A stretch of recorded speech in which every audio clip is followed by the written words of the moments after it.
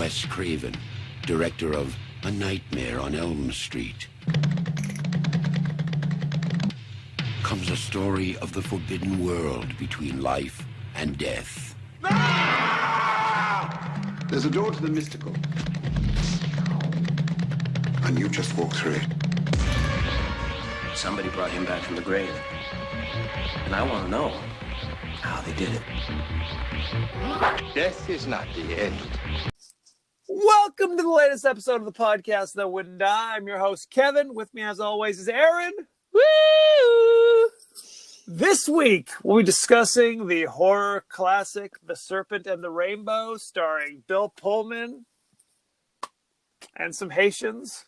And some folks. So there you have it. Good times had by all. In my mind, yes, I always remember it being Val Kilmer. Do I just assume if it's freaky, Val Kilmer is associated with it? Are you going to tell me he was executive producer secretly? Nick Cage was the... No, I'm kidding. Shut your mouth. Well, this movie is funny because it's not a movie you'd normally think of Bill Pullman in. You know what I mean? He hasn't... He looks about 19. He looks like he weighs about 110. Well, he's like 35 in this or something. What? How old is Bill Pullman? He's 74 years old. No. Well, and this was before he was a household name. He didn't become kind of famous until the 90s. It's true. That's probably why I don't associate this as a Bill Pullman film. A Bill Pullman vehicle, if you will. Yeah. I mean, quite frankly, the person who this shit is all based on actually looks more like Val Kilmer. So maybe that's what I'm thinking. That must be it. And this is a Wes Craven movie. Yeah, it's fairly tame for Wes Craven. It is squeaky clean. Squeaky clean. This ain't The Hills Have Eyes. In 3D. This ain't The Last House on the Left. Lord. This is easy peasy Wes Craven. You know what I'm saying? Ay caramba. So when had you even heard of, before we do all that, give us your 30-second synopsis of Serpent and the Rainbow. Doctor goes to Haiti to discover voodoo powder to get rich off by selling it to the pharmaceutical, Big Pharma. Yeah. But it all goes sexually wrong. It does not go sexually wrong. This ain't Angel Heart or something. That is sexually wrong. That is sexually wrong. It all goes sideways. Yeah.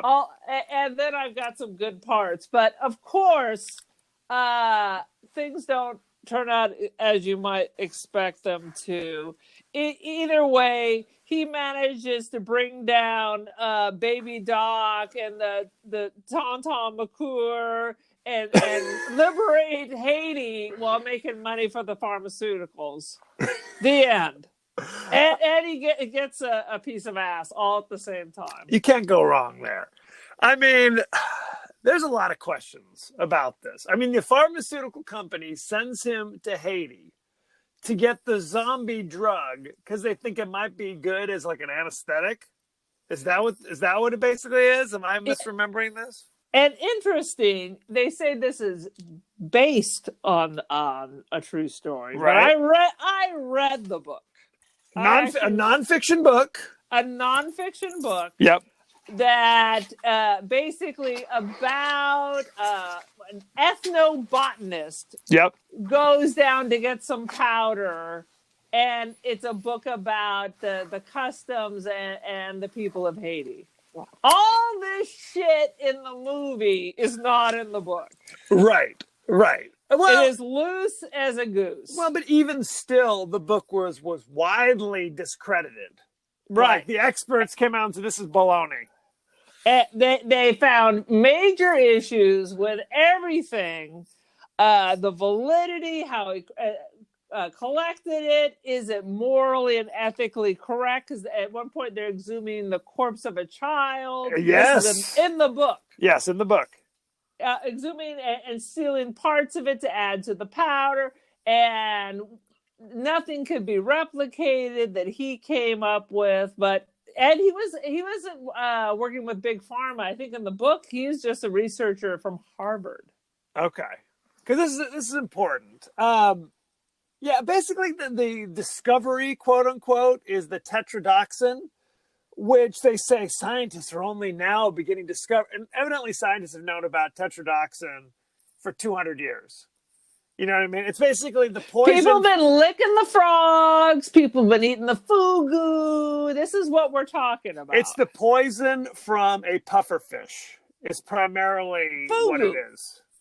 Is that what it's called? Fugu? That's the sushi. So that's what they call it in Japan. So they have to sign the disclaimer. The way you harvest the meat, it's just supposed to have enough of the toxin to make your tongue slightly numb. Right. But if it's not an expert, you can die. Well, and I guess there's a line in this movie where the guy who's making the secret powder says if you eat it, then it's dead for real. Right. But if you just, I guess, touch it, if it goes on your skin, people blow it in your face. Absorbs through your skin, yeah. Then it becomes a situation where basically your body, this is so bizarre, your body essentially shuts down. Like you can't move. They can't detect a heartbeat or any kind of autonomic functions of any sort. But you're still conscious and you can still feel everything. Right. So not a great idea for an anesthetic. That's what I kept thinking. There's a scene where they discovered, oh, yes, it says right here, all your senses are still going strong.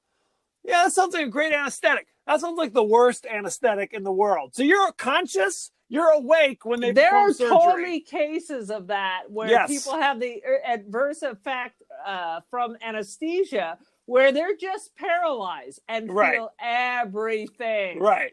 And you're paralyzed, you're conscious. Oh, God. It is basically everybody's nightmare. But what you'd think is that when the pharmacists or whatever at the pharma company realize, you think to be like, well, this is worthless to us. But they don't say that. They act like they've struck it right. They're like, woo, we finally discovered the secret. It's just like, what? This is the worst thing ever. Yeah. Bull crap. People have been, I mean, it's just a mixture of all these these poisonous creatures ground into a powder. Right.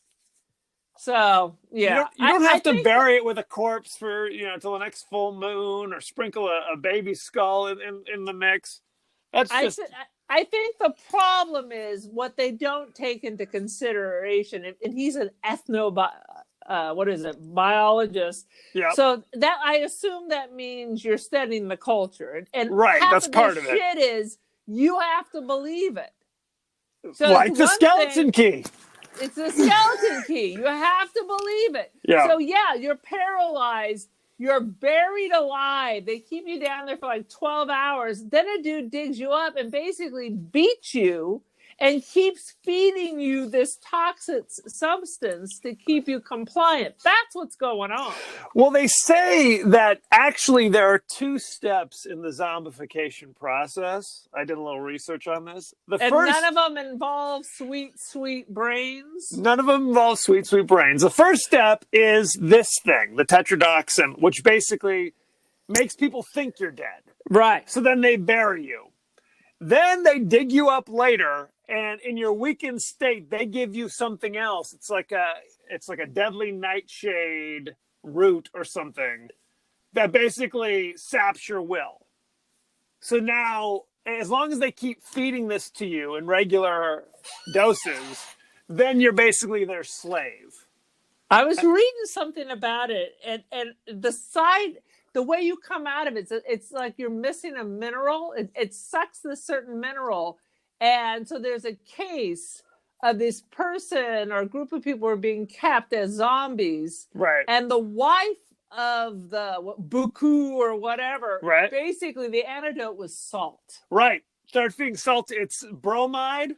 Yeah. Salty foods kind of counteracts this second poison, the actual zombie poison. And that's how, I guess there's it clears the head. Right. You have more self-will, and you can get the you snap out of it. You snap out of it. Snap out of it.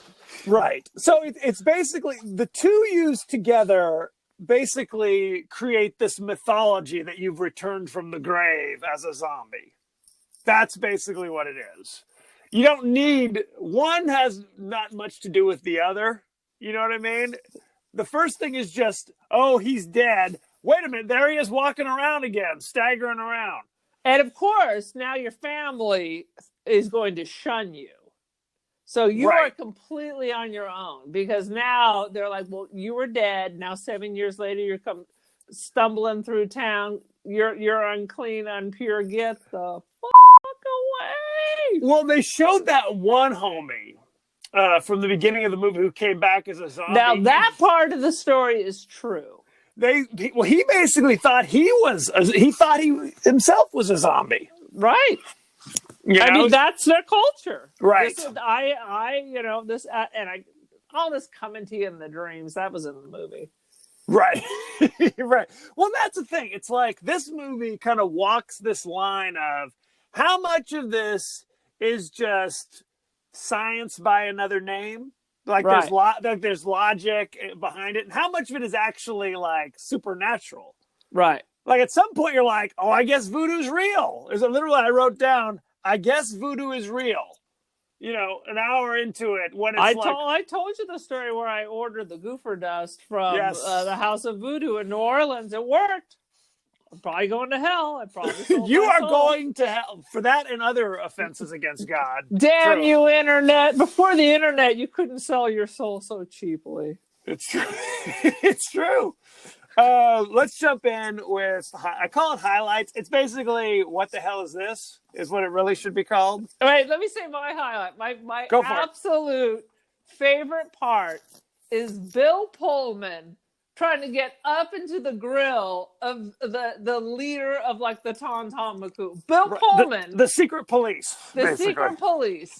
Under the Duvalier regime. So anyway, he's to him, which I'm American. I laughed. I laughed out loud. Bill Pullman. It was ridiculous.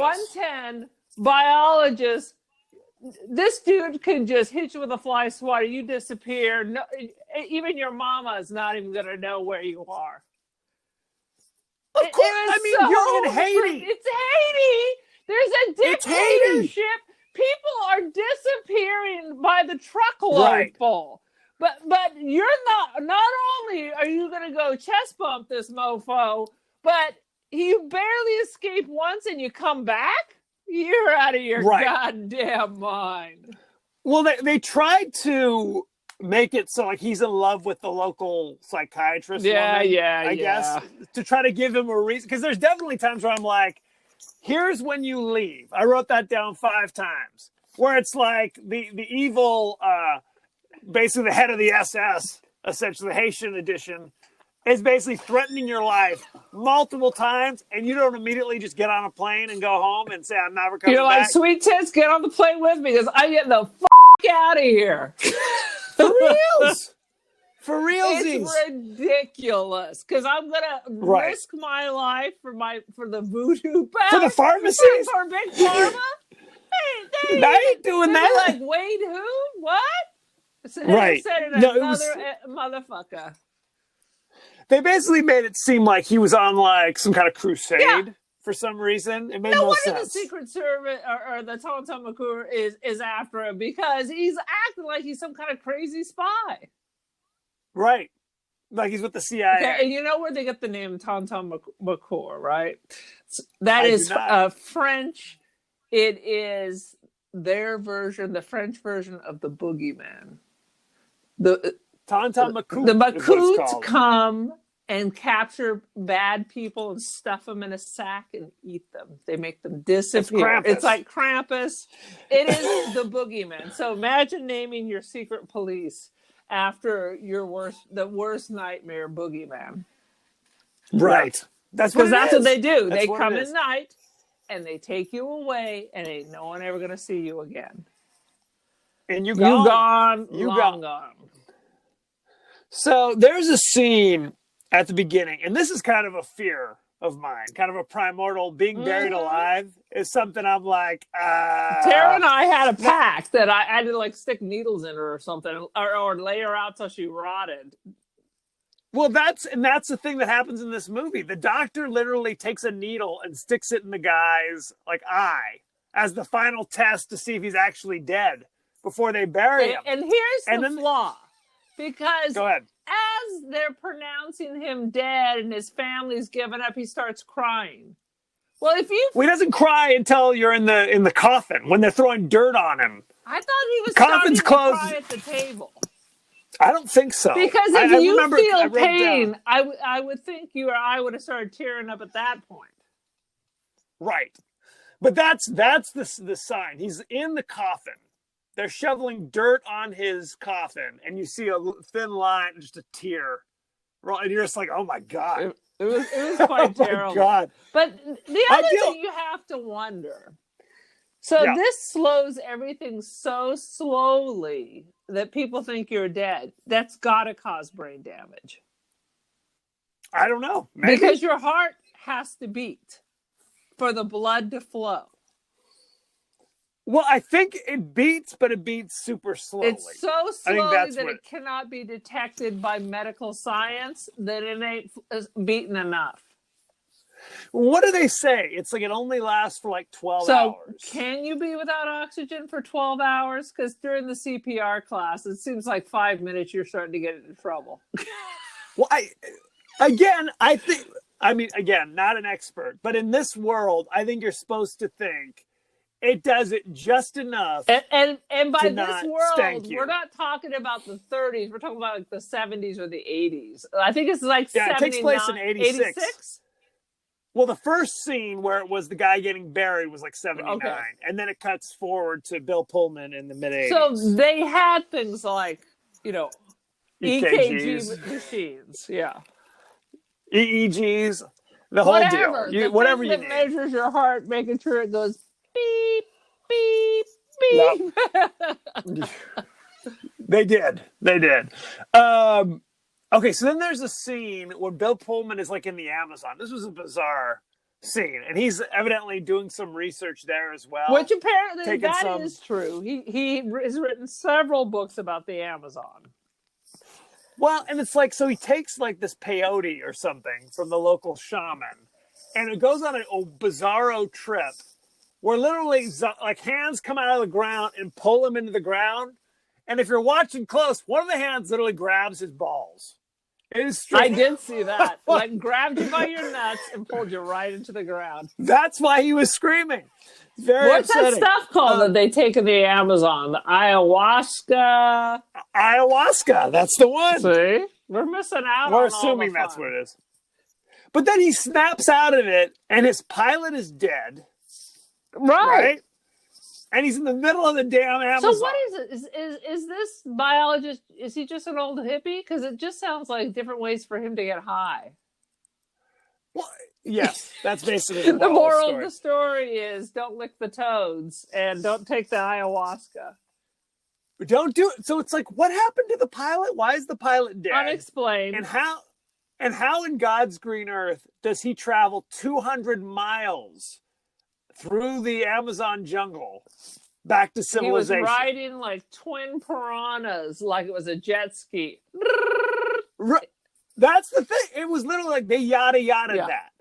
It wasn't until later they're like, oh, by the way, you traveled 200 miles. Because you had to think it was far because the guy took a helicopter to get there. But he still has his backpack full of his ayahuasca that he's going to bring through customs. Oh, yeah. Right. Yeah. I mean, they yada through a lot of the story. They did. But you were supposed to think already, like, because he was constantly saying, like, I had a bad feeling that was coming on. We say bad bizarre trip, vision. I think is the word.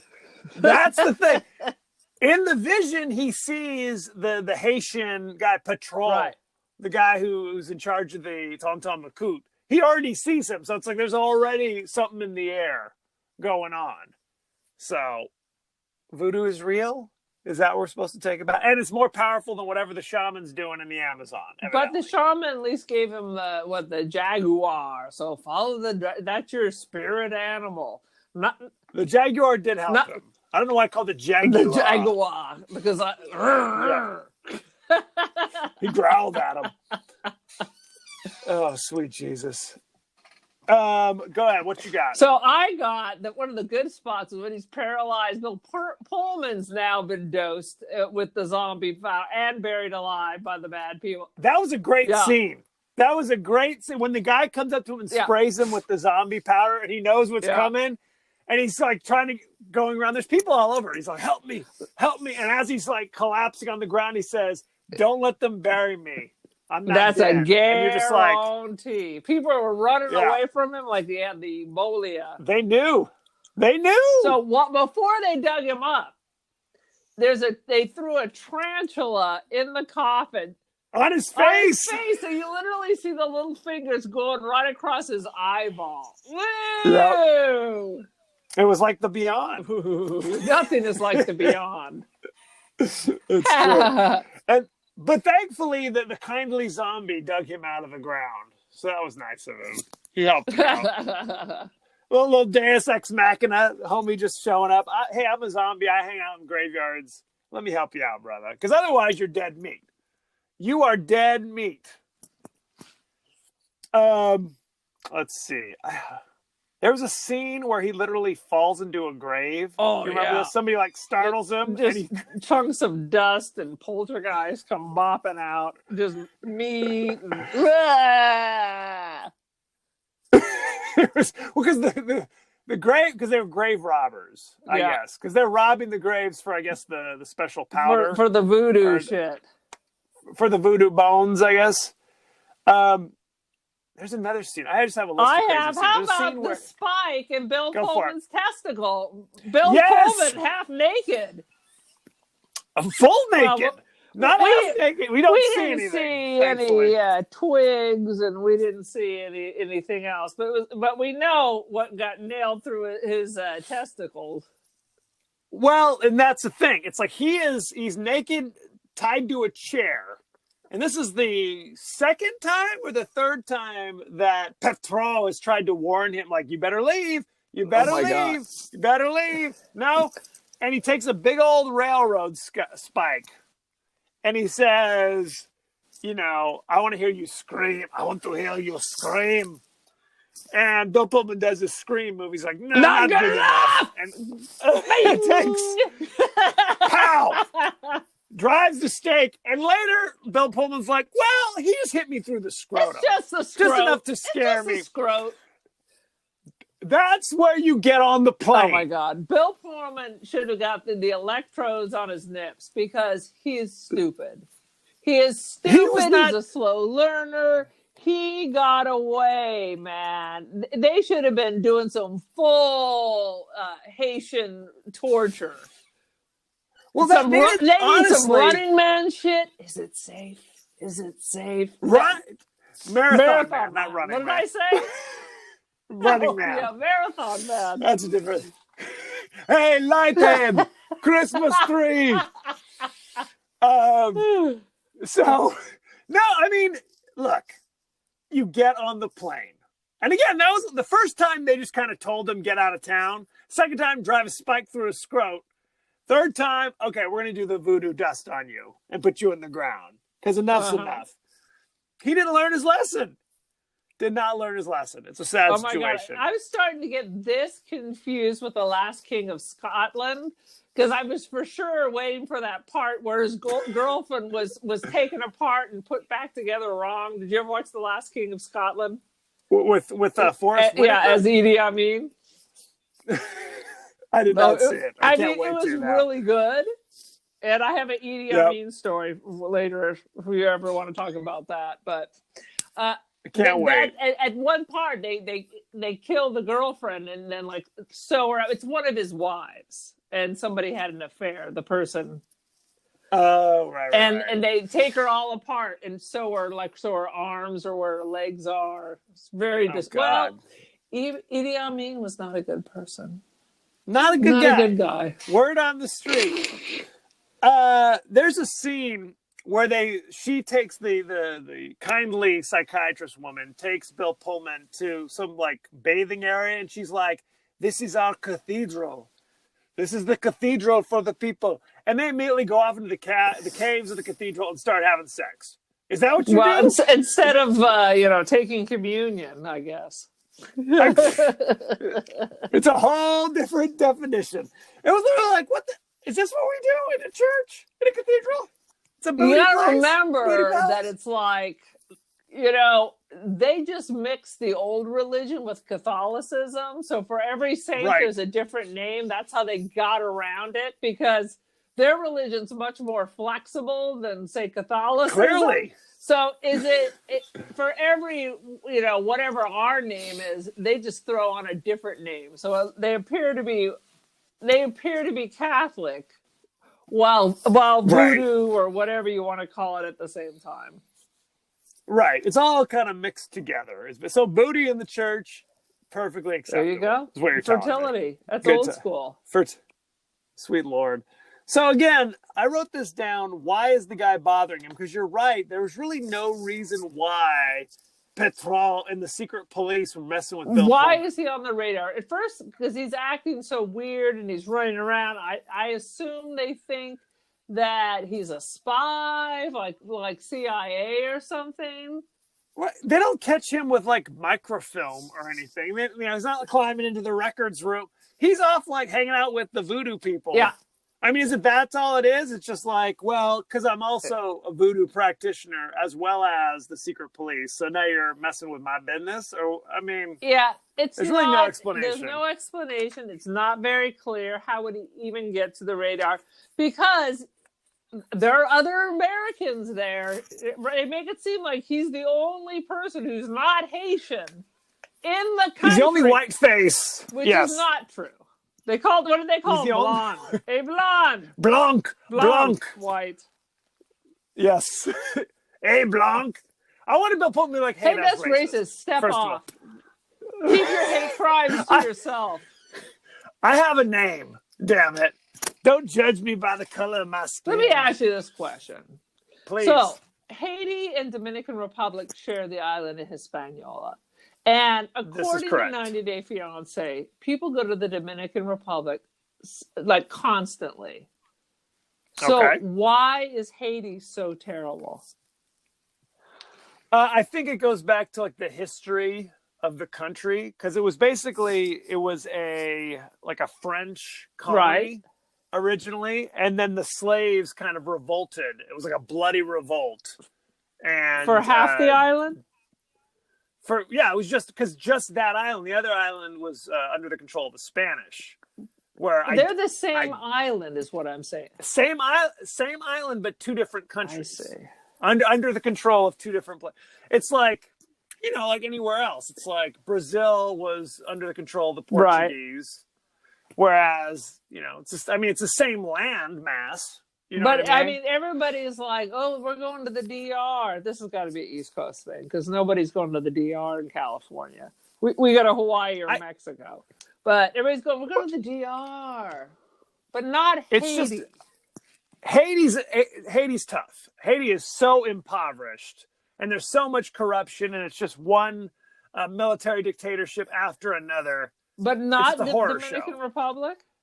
I'm not saying Dominican Republic is like, no offense to any Dominicans or Haitians who might be listening. Dominican Republic is not like, a shining utopia by any stretch of the imagination. A city on a hill. But it ain't Haiti.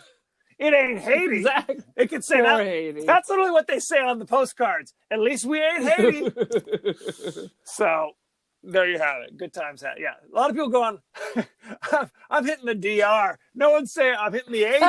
Well, they say they're hitting their H, but I think they mean something else. Something else. Any other highlights you want to talk about? Oh, how about the part where he's back in the United States? It looks like Washington or Cambridge or wherever the hell he's supposed to be from, and everybody starts getting possessed. Like the hostess starts trying to stab him. Right. And the other thing, he says he needs a break because they're asking him 3 questions about his trip. He wants to get some air. So I think I'm going to get some air means I'm going to step outside where there is air. Instead, he goes and wanders and hides in their children's room. That's a move. That is a was move. weird. A pedo move. But I mean, that was just weird. And they're possessing him remotely. Again, what is that about? There's those moments where you're like, oh, voodoo's real, where it's literally hundreds of miles away. The voodoo guy possesses the hostess of the party, To try or to the kill dinner him. party, or whatever. Right. Later, Paul Winfield is hanging out with him. He starts spitting up blood. Get on the plane. Get on the plane at this point. I mean, what else Why do you need to does do? the Secret Service put him on a plane just so they can possess someone later to kill him then? They walked him. Oh, that's a good shoved point. him Yes. into the plane, and then they wait 4 or 5 days and then try to kill him at a cocktail party remotely. Well, Mozart, the guy who created the powder, was in disguise as a flight attendant. That was helpful. He was. They're really lax old Haitian air. That was the good old days of flying. You could check 30 bags if you want, and you walk your friend right to their seat. Well, I mean, he's literally like passing out peanuts. He's like, "Hey, here's the powder. Take the I'm going to take the flight to DC as well while I'm here." Exactly. I got. It's like, where's my $1,000? Oh, sorry, they took it. Oh, okay. Oh well. Here you go. You can owe me. You can owe me. Send me a check or something. What do you mean? Be like, oh, never mind. Well, he takes his watch. He does. What was Seiko. it? Like a Seiko, a Timex? He got it at like Rite Aid or something. It wasn't like it was a Rolex. It's like that scene for Planes, Trains, and Automobiles. I got $2.30 and a Casio. Does it have the calculator built right into it? With the if it's got the calculator. Beep, Good beep, times. beep, beep, beep, beep. Oh, sweet Jesus. Any other scenes you want to talk about? But I will tell you. Why'd you say it like that? Because I remember this movie. I remember seeing it when it first came out. I mean, enough so that I read the book. I just remember it being better. But that's time. Well, we can definitely talk about it. I found it interesting. It's not scary. No. At all. And if you watch it thinking it's going to be Zombie Town. No. It's not that kind of zombies. Not. It's not sweet, sweet brains. And then no, it's not. I mean, it's interesting about this is right at when Baby Doc gets overthrown. So it's an interesting time. And I think when I saw it, Haiti was a lot more in the news. There was so much going on because the Baby Doc couldn't find a place to go. He's fleeing the country after the revolution. Exile. He's going into Duvalier. And his father, Papa Doc, and this is Baby Doc. That's correct. Trying to find a place. And then 14 years later, he actually returns from his self-imposed exile. And remained there until he died. But it was just, we had the Haitian boat people. People were desperate to get out of Haiti. They were trying to take boats to come to the United States, and people were drowning. It was like the Cuban crisis with all the Cubans trying to come over. No question. So it was definitely in the news, and when you throw voodoo into anything, it gets very interesting. Well, I've read somewhere they talked about how people in Haiti are so poor that there are times where they will eat dirt just to have to feel something in their stomach. Horrible. Now, didn't you go to the Club Med Haiti? There used to be a Club Med Haiti. Haven't you been there? No. I don't get out to Haiti as often as I'd like. Okay, There used to be a Club Med, I think, in Port-au-Prince, but maybe you went to Jamaica. That's a little. I did go to Jamaica. Maybe that's what I was thinking. But less voodoo. I mean, I remember there was a lot of missionary stuff. I worked with someone who had family in Haiti, and he would never send money. He would go like once a year. He would save the money. He would get the supplies. And with his brothers and stuff, they would go and do whatever repairs. Because they are so poor that if you sent money, it was just gone. And there was so much corruption. So they would wait and bring the supplies with them. And there were like massive earthquakes that occurred out there that just devastated the place. It's like they're so poor that there's no... no codes. Well, and there's no industry. There's no, what are they going to grow there? There's nothing. Right. It's a sad situation. Exactly. Shall we go to behind the scenes? Oh, please tell me some amusing Bill Pullman stories. I can't make any guarantees. First of all, the title, The Serpent and the Rainbow, they tell us very briefly. The serpent in the voodoo culture refers to the earth, the land, and the rainbow refers to the heavens. So what was the big snake that was crawling all over them while they were sleeping under the banyan trees? It was a big old snake. What was that supposed to represent? A scary snake. Something scary. I don't think it was snake. It was like anaconda, basically, is what it was. Anaconda. Okay. Newlywed Bill Pullman's wife was invited to be an extra, and she appears in that scene where Bill Pullman's sitting there with Paul Winfield, and then the psychiatrist goes out and starts doing a crazy possessed dance. There's a scene where like the other possessed dancers where they're like shoving needles into their cheeks and things like that. Oh, his wife is the one who shoves the needle? It's the she's the blonde woman. only other white face there. So that's the one. Also with the CIA, evidently. She was tortured later. Due to the political strife and civil turmoil in Haiti, they had to move to DR. They said, we got to get out of here because this is crazy town. The author of the book, Wade Davis, agreed to sell the book rights only on the condition that it would be directed by Peter Weir and star Mel Gibson. Neither of which Peter occurred. Weir, RoboCop? That is Peter Weller is RoboCop. Oh, it's Peter Weir. Peter Weir, I think he directed like The Year of Living Dangerously or something like that. Oh, okay. With Mel Gibson. Bill Pullman acted alongside a jaguar, a viper, and a tarantula during the course of this film. Yeah. He's a tough guy. He's tough. However, all the animals were raised in captivity and were relatively tame. So the tarantula was raised in captivity. It brought the paper in every day. Wes Craven confirmed that he was able to get an R rating on this with like no issues at all, which is very different from, like, say, Nightmare on Elm Street, where it's like a bloodbath. Because he was trying to get an R, as opposed to an X. Not to get an X. Oh, yeah, there wasn't that. There's really not much. You could probably show this on regular TV. Show it to your kids. Invite the local clergy down and check it out. The original cut of the movie was 3 hours long.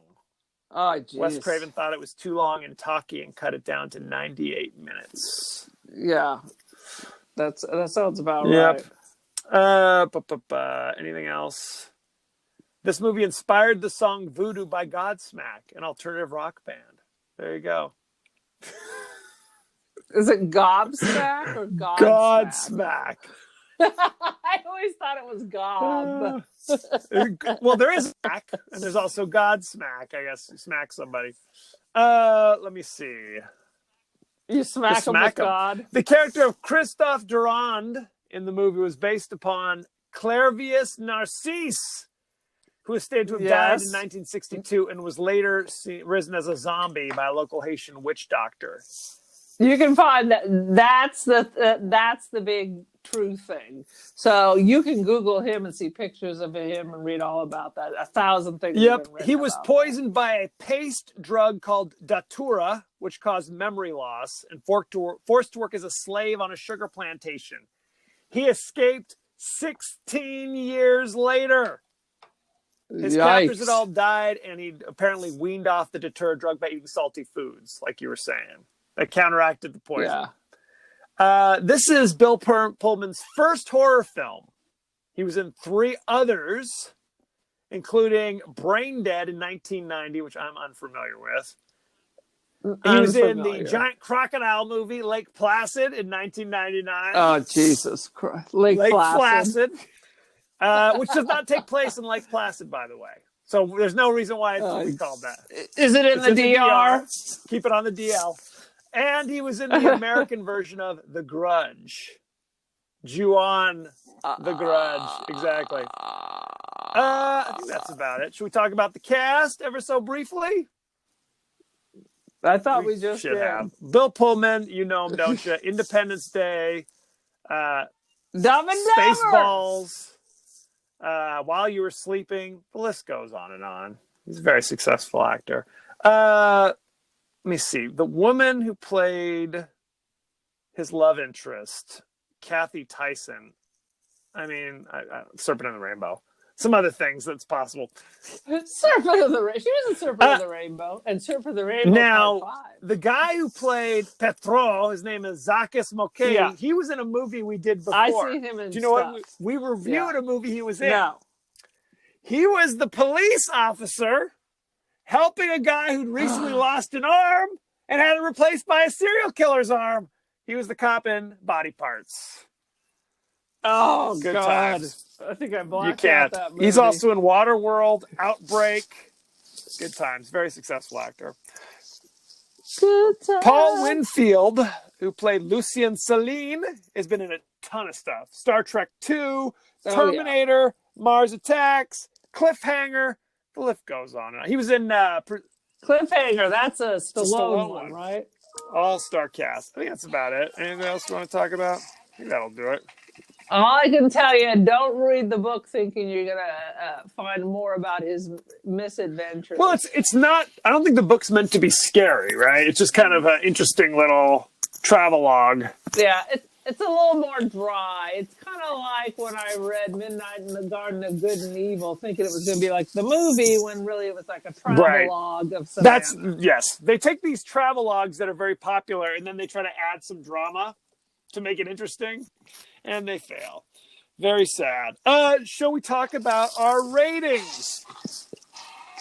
This movie... I feel like I give everything the same rating. I do. All right. Now you go first, because I want to think of something clever. Let me see. Serpent and Rainbow has a 65% fresh on Rotten Tomatoes. The audiences... So a solid D. Solid D. The audience gave it only 56%. Because it's not what you think it is. I mean, the cover art is like a guy in a coffin. It looks terrifying in the cover art. And really the only part... I mean... The secret police is the scariest part. That and Bill Pullman after he was zombified and he staggered, and right before he gets in the coffin when he's just all white and staggering. Right. That's messed up. And everybody's like, dude, you're on your own. Don't touch me. With your COVID ass. They literally said with your COVID ass in a Haitian accent. It was shocking. Well, it was in French, so you probably didn't. With your COVID ass. Oh, I am going to give this 7 out of 10 almost smushed testicles. Almost, because he misses. He just hits the scrotum. So 7 out of 10. I thought it was pretty good, but by no means like dynamite. You know what I mean? It was like... I remember it being better, and my question is, how do you get the spike out of your testicle? Was that for him to remove? Did they just rip it off? Is there like a claw? You use a claw hammer and you got to just kind of put some elbow grease in it.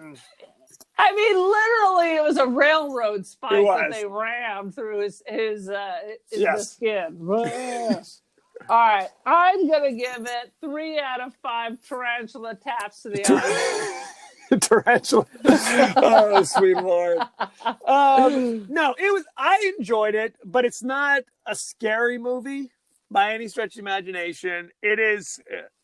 it's no Angel Heart, my friend. It's really not scary. There are some holes in the plot as to what's going on. But I enjoyed it. It wasn't bad. It wasn't a stinker. Yeah. You know, I like anything kind of voodoo-y. I love all those kind of southern gothic. I mean, it's not. I guess it's south of us, so that makes it That's southern. But it has that kind of vibe. It's definitely more of a Bill Pullman movie than a Wes Craven movie, I would say. I would say so. Maybe we probably could have had a little bit more. I don't disagree. And maybe a little bit more script. Just a little bit. Just a little bit. So there you have it. Thank you very much. Go to our page on Facebook at The Podcast That Wouldn't Die. Go to our page on Twitter at TPodcastTWDie. Email us at thepodcastthatwouldn'tdie at gmail. We are on Apple Podcasts, Google Podcasts, and Spotify, etc., etc., etc. Aaron, you are on social media. What's the word? I'm on the Twitsky and the Insta. The Cult of Aaron. Join the cult. Join the cult. So thank you very much and be well. Rock on.